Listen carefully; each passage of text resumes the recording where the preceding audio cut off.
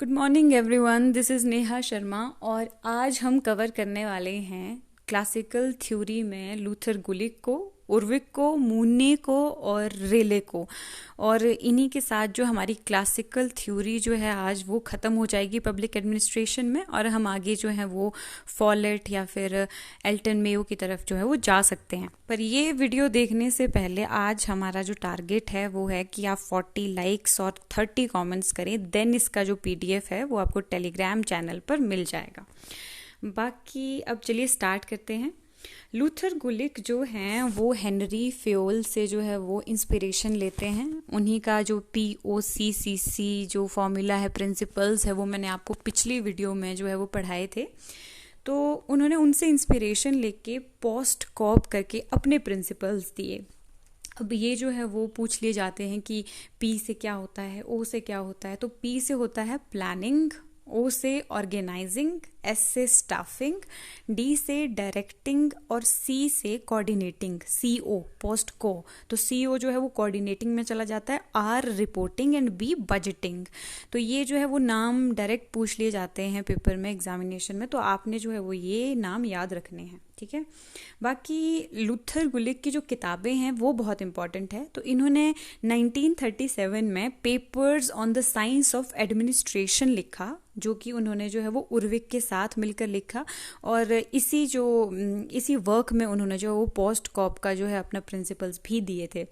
बाकी 1937 में उन्होंने notes on the theory of organisation लिखा, एंड 1948 में उन्होंने administrative reflections from World War 2 करके जो है वो एक किताब लिखी थी। तो आपने ये जो है वो याद रखनी है, ये भी पेपर में जो है वो पूछ ली जाएगी। बाकी जो लूथर गुलिक थे वो क्लासिकल थ्योरी के एक थिंकर हैं। तो ऑफ कोर्स वो जो है वो हायरार्की, एफिशिएंसी, स्ट्रक्चर, ये जो कि कुछ क्लासिकल थ्योरी के ही विशेषताएं हैं, इन सब में भरोसा रखते थे। बाकी वो जो है वो यूनिटी ऑफ कमांड में भरोसा रखते थे। ये इनके कुछ प्रिंसिपल्स हैं जो नीचे हम आगे पढ़ेंगे। यूनिटी ऑफ कमांड में वो कहते हैं कि ओनली वन सुपीरियर होना चाहिए, ओनली वन बॉस होना चाहिए, ताकि जो कन्फ्यूजन है ऑर्गेनाइजेशन में, जो इनएफिशिएंसी है ऑर्गेनाइजेशन में, वो कम की जा सके। बाकी इनके बारे में एक फन फैक्ट ये भी है कि प्रेसिडेंट रूजवेल्ट जो थे USA के, उनके अंडर इन्होंने काम किया था ब्राउन लो कमेटी में 1937 में, जो कि बनाई गई थी, और इसने रेकमेंड करे थे major reforms in the executive branch of US government. तो वहाँ पे भी इन्होंने जो है वो काम किया था। बाकी जो पॉलिटिक्स एडमिनिस्ट्रेशन की डायकॉटमी मैंने आपको फेज़ 1 में पढ़ाई थी, लेक्चर 1 में, ये जो है वो उसी फेज़ को बिलोंग करते हैं, बिकॉज ये मानते हैं कि जो एडमिनिस्ट्रेशन है वो पॉलिटिक्स से अलग करके जो है वो देखा जाना चाहिए, बिकॉज एडमिनिस्ट्रेशन को जो है वो सोलली इम्प्लीमेंटेशन पर फोकस करना चाहिए, ना कि पॉलिसी मेकिंग पर। बाकी कुछ एक प्रिंसिपल्स हैं जो लूथर गुलिक देते हैं, उसमें सबसे पहले आएगा आपका डिवीजन ऑफ वर्क। वो कहते हैं कि एक ऑर्गेनाइजेशन को अगर तुमने अच्छे से चलाना है तो सबसे पहले जो वर्क है उसको अच्छे से डिवाइड करना on the basis of efficiency and expertise, और जिसकी जो भी एक्सपर्टीज़ हैं उसके बेसिस पे जो है वो तुम उनको काम दो, तो उससे जो है वो ऑटोमेटिकली एफिशिएंसी जो है वो इंक्रीज हो जाएगी एक ऑर्गेनाइजेशन में। बाकी यूनिटी ऑफ कमांड जो मैंने आपको ऊपर पढ़ाया कि ओनली वन सुपीरियर होना चाहिए to avoid confusion. Span of control की वो बात करते हैं। स्पैन ऑफ कंट्रोल क्या होता है कि एक जो सुपरवाइजर है वो एक लिमिटेड नंबर ऑफ सबॉर्डिनेट्स को ही मैनेज करेगा, यानी उसकी टीम में एक लिमिटेड नंबर ऑफ लोग ही होंगे ताकि वो जो है वो और अच्छे से काम कर पाएं। देन वो बात करते हैं कोऑर्डिनेशन की, कि जितने भी पार्ट्स हैं एक ऑर्गेनाइजेशन के, उनको साथ में काम करना चाहिए इन अ हारमोनियस एंड सिंक्रोनाइज्ड वे। फिर वो बात करते हैं डेलीगेशन ऑफ अथॉरिटी की। वो कहते हैं कि जो तुम्हारे सुपीरियर्स हैं उनको जो है वो अप्रोप्रिएटली जो है वो काम डेलीगेट करने चाहिए नीचे अपने बाकी सबॉर्डिनेट्स को, ताकि वो उसको अच्छे से काम कर सकें। हायरार्की और स्केलर प्रोसेस, इसमें वो कहते हैं कि एक क्लियर लाइन ऑफ अथॉरिटी होनी चाहिए, लाइक एम्प्लॉय के ऊपर कौन है, उसके ऊपर कौन है, आप समझ रहे हैं। देन वो बात करते हैं top level to bottom level की, वैसे हायरार्की में। देन रिस्पॉन्सिबिलिटी एंड अकाउंटेबिलिटी की बात करते हैं। वो कहते हैं कि जो तुम्हारे मैनेजर्स हैं वो रिस्पॉन्सिबल होंगे तुमसे काम करवाने के लिए, और उसके बाद वो अकाउंटेबल भी होंगे अपने एक्शंस के लिए। देन वो प्लानिंग की बात करते हैं 8th नंबर पर, कि एक ऑर्गेनाइजेशन में हमें जो है वो गोल सेट करने चाहिए, स्ट्रैटेजीज एंड प्रोसीजर्स पूरे प्लान के साथ जो है वो एक ऑर्गेनाइजेशन को चलाना चाहिए। 9th जो उनका प्रिंसिपल है वो है एफिशिएंसी का। वो कहते हैं कि मैक्सिमम आउटपुट लेनी है हमें मिनिमम इनपुट देकर, और उन्होंने इसे बहुत ज़्यादा एम्फेसाइज करा। बाकी 10th जो उनका प्रिंसिपल है वो कहते हैं कि एक ऑर्गेनाइजेशन जो है वो बेस्ड होनी चाहिए ऑन 4 P's। सबसे पहले ये 10 प्रिंसिपल्स बाय लूथर गुलिक थे, और ये याद रखना बहुत इंपॉर्टेंट है। और ये जो 10वां पॉइंट है ये और भी ज़्यादा इंपॉर्टेंट है, बिकॉज उनका जो 4P फॉर्मूला है वो पूछ लिया जाता है। तो 4P फॉर्मूला है उनका, number 1 purpose, second process, third persons, fourth place. ये वर्ड टू वर्ड आपको याद होना चाहिए।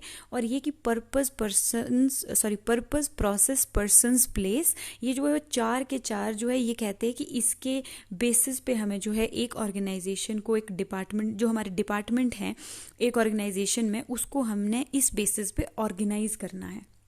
देन गुलिक यहाँ पे ख़त्म होता है और हम बात करेंगे उर्विक की। तो उर्विक जो हैं उन्होंने टेलर की साइंटिफिक मैनेजमेंट और फ्यूल का जो जनरल मैनेजमेंट है उन दोनों के आइडियाज़ को मर्ज करा।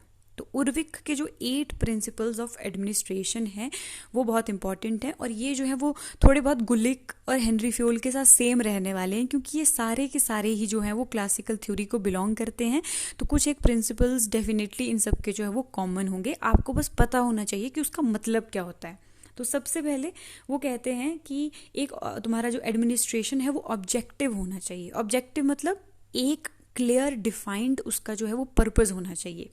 फिर कहते हैं वो स्पेशलाइजेशन, कि वो एक्सपर्टीज पे बेसिस होना चाहिए, लाइक जिसका जो काम है उसी को साजे, लाइक जो जिस काम में अच्छा है तुम उसको वो काम करने को दो।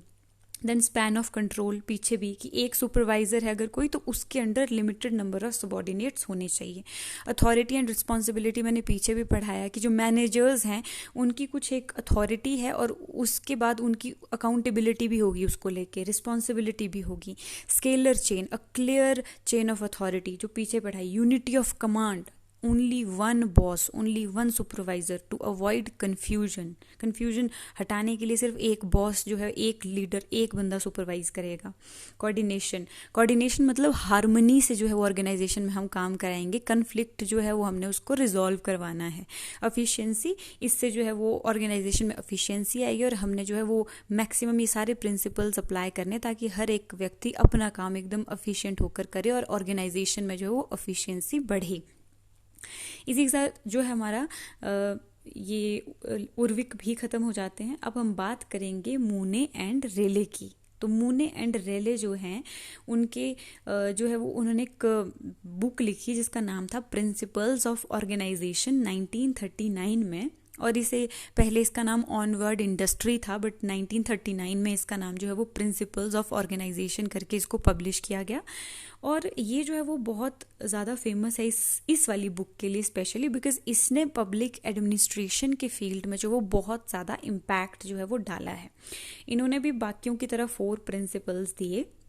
तो अब आपने याद क्या रखना है, हेनरी फ्यूल के 14 प्रिंसिपल्स, लूथर गुलिक के 10 प्रिंसिपल्स, उसके बाद उर्विक के 8 प्रिंसिपल्स, और जो हमारे कौन है मूने और रेले हैं इनके 4 प्रिंसिपल्स। तो इनके 4 प्रिंसिपल्स कौन कौन से थे हम वो पढ़ते हैं। तो ये सबसे पहले कहते हैं प्रिंसिपल ऑफ कोऑर्डिनेशन, कि जो तुम्हारे ऑर्गेनाइजेशन में जितनी भी पार्ट्स हैं उन सब ने जो है वो साथ में मिलके काम करना है एक हारमोनियस और सिंक्रोनाइज्ड मैनर में, यानी साथ में जो है वो मिलके काम करना है ताकि एक ऑर्गेनाइजेशन में जो है कोऑर्डिनेशन बनी रहे।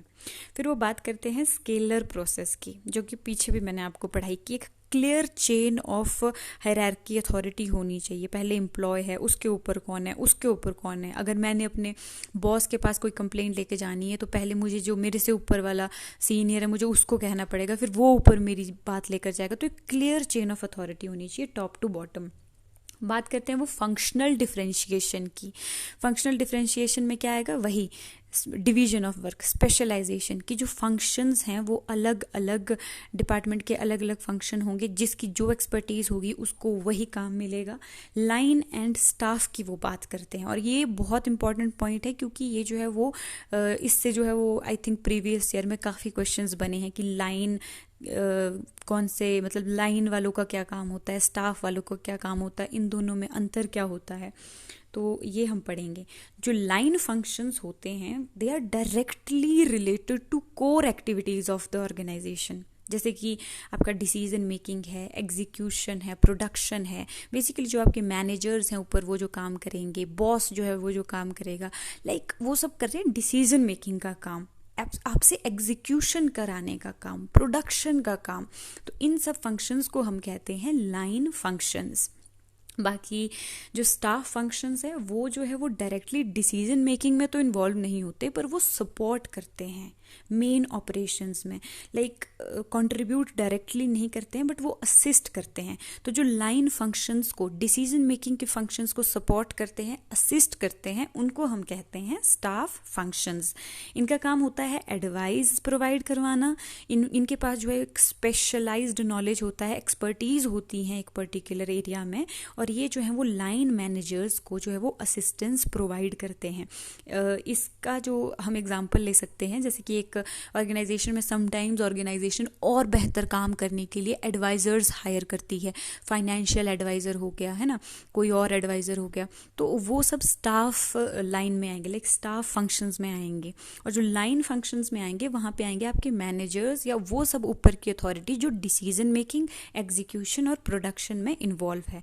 अगर एडवाइजरी आपसे पूछा गया कि एडवाइजरी फंक्शंस कौन से फंक्शंस के अंडर आते हैं, तो वो आते हैं स्टाफ फंक्शंस के अंडर। तो ये लास्ट वाला जो मैंने डिफरेंस बताया, इसको याद रखना बहुत ज़्यादा इम्पॉर्टेंट है। बाकी उर्विक की जो किताबें हैं, एक दो इनकी भी किताबें हैं। पहली तो यही वाली है जो ऊपर लूथर गुलिक के साथ इन्होंने मिलके लिखी, papers on the science of administration. बाकी इनकी खुद की भी एक बहुत इंपॉर्टेंट किताब है जो कि यहाँ पे मैंने मेंशन नहीं करी है, पर PDF डालने के साथ साथ टेलीग्राम चैनल पे मैं आपको जो है वो भी बता दूंगी कि कौन सी वो इम्पॉर्टेंट बुक है। आप जो है वो आगे की वीडियोज़ के साथ जुड़े रहें और देखते रहिए और नोट्स बनाते रहिए, और जो मैं PDF डालूंगी उसको रिवाइज़ करिएगा बार बार। और थैंक यू सो मच।